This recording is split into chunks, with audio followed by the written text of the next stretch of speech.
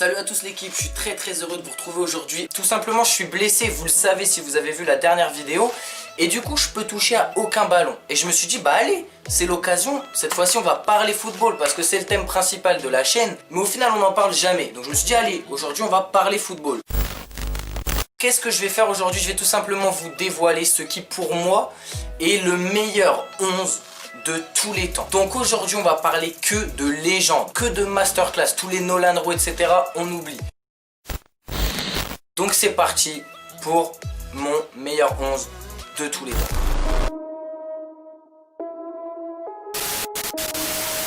Juste avant de commencer, petite précision par rapport aux critères que je vais prendre en compte parce qu'il y a une vingtaine de joueurs qui mériteraient d'être dans ce 11 de légende et forcément il y a des joueurs qui vont rester sur le carreau. Donc les critères qui vont rentrer en compte, il y aura le palmarès évidemment, il y aura les qualités intrinsèques du joueur, c'est-à-dire son talent naturel, il y aura la trace qu'il a laissée, qu'il est en train de laisser dans le football. Vraiment ça va être quelque chose de très global et surtout ça va être quelque chose de très personnel au final. Donc ce que je vous invite à faire si vous n'êtes pas d'accord, c'est vous me laissez votre 11 à vous dans les commentaires. Du coup voilà, c'est parti sans plus attendre, on commence directement avec forcément le gardien. Alors le gardien, je vous mens pas, j'ai hésité de ouf. Donc déjà on a le seul gardien de l'histoire à avoir gagné un ballon d'or, c'est monsieur Lev Yashin. Et je ne sais pas si ses qualités vraiment de gardien, si son talent naturel est plus impressionnant, s'il a plus de qualités naturelles que les candidats que je vais vous citer tout de suite après. Ensuite je me suis dit bon, évidemment il y a Neuer, il a révolutionné le poste de gardien. Le problème avec Neuer c'est qu'il a vraiment eu une période à très haut niveau. C'est vrai que voilà, il a fait une Coupe du Monde 2014 exceptionnelle, mais je trouve que depuis il peine à retrouver son meilleur niveau. J'ai ensuite pensé à Casillas. Casillas, un capitaine de fou, un leader de ouf. C'est un gardien exceptionnel aussi. Les mecs qui entre 2008 et 2012, ils ont tout raflé. Mais voilà, je pense pas que ce soit le gardien qui m'a le plus impressionné.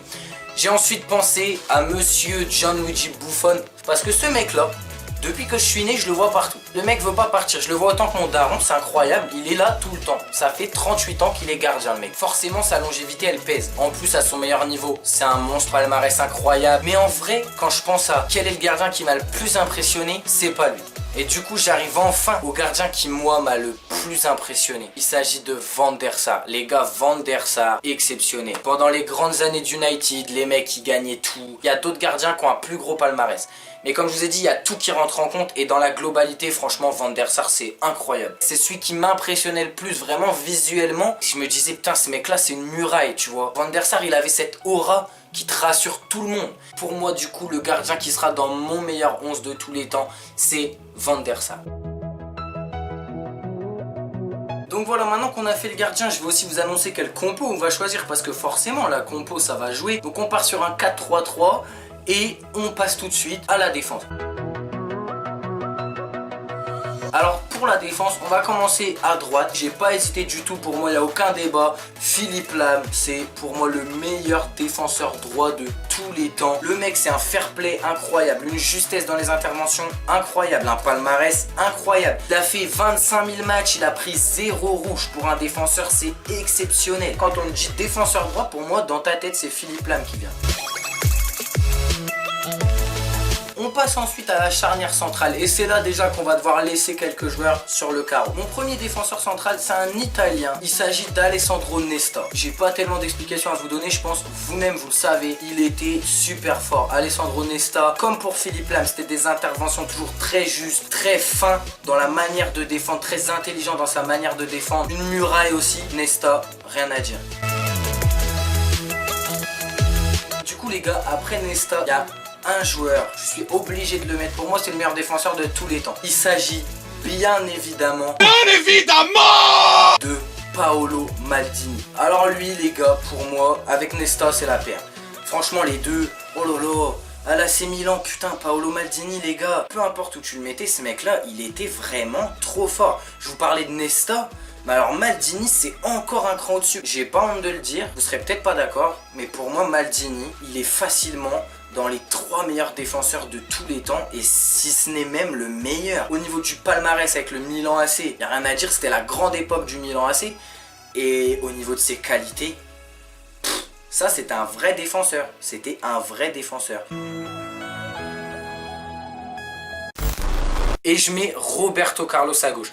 Et je pense que c'est le meilleur choix par rapport au fait que Roberto Carlos a vraiment révolutionné, encore une fois, le poste de défenseur gauche. Déjà dans sa manière d'apporter offensivement, il a mis des buts, que ce soit sur coup franc ou autre. Quand tu penses au poste de défenseur gauche, celui qui te vient le plus vite à l'esprit, c'est Roberto Carlos. Comme tout à l'heure pour Philippe Lahm, je pense vraiment que c'est le plus légitime à ce poste-là.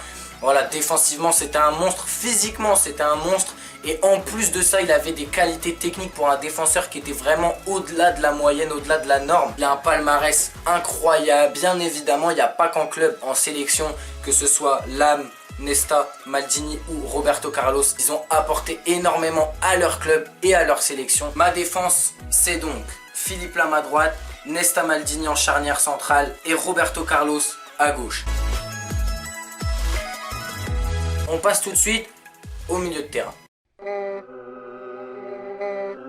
Pour le milieu de terrain, on attaque avec Monsieur Andrés Iniesta. Je pouvais pas l'évincer. Quand on parle d'injustice au niveau du Ballon d'Or, je pense que c'est lui la plus grande victime. Il aurait tellement mérité un ou même plusieurs Ballons d'Or. S'il n'avait pas été là, je sais pas si l'Espagne aurait été si forte. C'est lui qui a organisé tout le jeu du Barça. C'est lui qui a organisé tout le jeu de l'Espagne dans les époques où ces deux équipes-là étaient sur le toit de l'Europe et même du monde. C'était lui le cœur de ce système-là qui a révolutionné le football. J'ai rarement vu un milieu aussi juste. C'est en plus lui qui met le but qui donne la Coupe du Monde à l'Espagne. Déjà rien que ça, faut pas l'oublier. Il a une vision du jeu toujours juste. Donc Iniesta, sans hésiter, c'est mon premier milieu dans ce 11 de légende. Alors maintenant pour les postes, ça va pas être très juste. Mais là je pouvais pas me débrouiller autrement. Les gars, j'ai fait comme j'ai pu. Les 5 prochains pour moi, c'est impossible de ne pas les mettre. Et on commence tout de suite avec Ronaldinho. Alors lui, oh là là là là là là. Je te parle même pas du foot là, je te parle même pas de ses qualités. Mais ce mec là, il a amené quelque chose en plus sur le terrain, c'est qu'il a révélé l'importance de prendre du plaisir avec le ballon. Au niveau de sa carrière, très mitigé, on est tous d'accord. Au niveau de son hygiène de vie, bon bah c'était catastrophique. Mais par contre les années où il était à son top niveau, c'était incroyable. C'est un magicien. Avec le ballon, c'est le meilleur joueur de tous les temps. Je vous parle vraiment balle au pied techniquement. Comment il maniait le ballon, pour moi c'est le meilleur. Ce qu'il faisait avec le ballon, il n'y a personne qui le refera. C'est pas le meilleur joueur de tous les temps, parce qu'un joueur c'est autre chose que manier le ballon. Mais en termes de technique, ça me la coupe. Ouais non, Ronaldinho c'était incroyable. Je vous parlais tout à l'heure de Roberto Carlos qui a révolutionné le poste de défenseur gauche, de mecs comme Maldini et Nesta. Et ben ce mec là, il a pas révolutionné un poste, il a révolutionné le foot. Tout le foot a changé avec ce gars. Tout le foot a changé, la manière de voir le foot, la manière de voir le jeu, la manière de ressentir le jeu, tout a changé avec Ronaldinho. Vous voyez quand j'en parle, hein, c'est voilà, je suis en train de m'emporter dans des trucs. J'ai jamais vu un mec aussi copain avec le ballon. C'était le meilleur, donc Ronaldinho, et c'est tout. Bon, pour le prochain, c'est un peu pareil que Ronaldinho, hein. Tu peux pas faire un 11 des meilleurs joueurs de tous les temps sans le mettre, ce sera Zizou. À chaque fois je vous dis la même chose, c'est un mec qui a révolutionné le poste, nanani nana. C'était un numéro 10 les mecs, c'était incroyable. Comment il a éteint le Brésil à lui tout seul en 2006. Je vais vous dire un truc, mais rien que le coup de boule, il contribue à la légende. La prestance sur le terrain, c'est un patron. Techniquement, c'était super juste. Et en plus il a bossé parce qu'à la base c'était pas le joueur le plus technique. Il organisait le jeu comme personne. Il savait marquer, il savait passer, il savait dribbler, il savait tout faire. Ballon d'or en 98, mais même sans ça, de toute façon, le but qu'il met en 2002 en finale contre Leverkusen, oh lolo, c'est grave. Non, c'est très grave. Non, franchement, Zizou, c'est pareil que Ronaldinho. Autant tout à l'heure en défense, on discutait un peu, autant là, il n'y a rien à dire. Ronaldinho, Zidane, crack, allez hop, passe à la suite.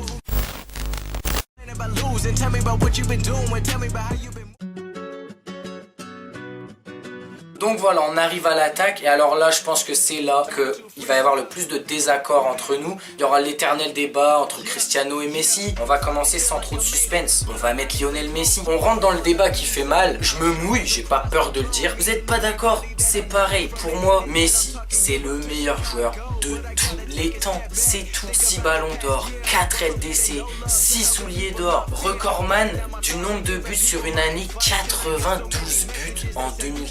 Le mec il enfile les buts comme toi t'enfiles tes chaussettes gros. Technique de fou.